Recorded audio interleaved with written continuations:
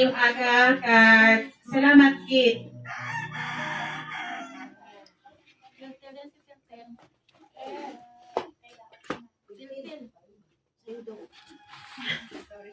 So, saliwat kayong aga sa tanan.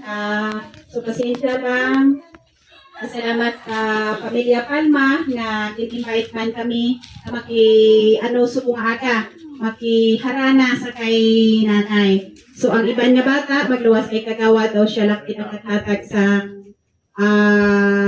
ipot nga birthday wish, no? Kaya iban siguro karon pa sa hapon, kay may arakit sila nga celebrar ay handaan gid nila ang birthday ni nanay. So, ang akon nga kaupod, yung mga young people, kinahanyo ko kamo nga magtindog kita diri sa atubang. So, before siguro kita mag-closing prayer, ihatag ko anay, ang gamay lang nga panahon, ihatag ka kay nanay ang iyang pagpasalamat.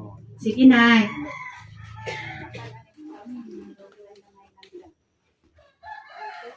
Ang akat sa inyo tanan. Ang salamat. Biyan sa inyo kakanahon. At sa ako na, ikunang sa mabi ko kainat sa rolling.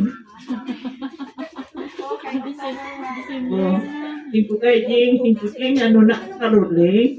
Hindi ka rahat sa kayo mo. Madamo kigang salamat kay inharap ang tampunin na na ikadwa pala di ko may harana. Nagpasalamat gid ako sa inyo tanan, sa kabataan ko nga nagpatigayon sini. Salamat sa inyo gid, madamo gid salamat. Kamay pa nga magpadayon ining inyong mga grupo nga makapagpalipay sa mga may mga birthday nga mga tigulang. Madamo kayong salamat sa inyo. Labi na sa Panginoon na nakaabot sa akon sa amuning panahon.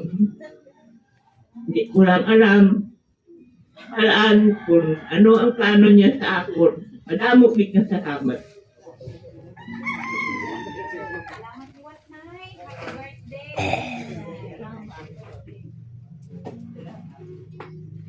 Okay, magatindog kita tanan aton ang alang sa aton nga closing prayer. So ako na pa. So ikahatag siguro ni pastor sa akon ang closing prayer. So gihandog ko ang tanan sa pastor.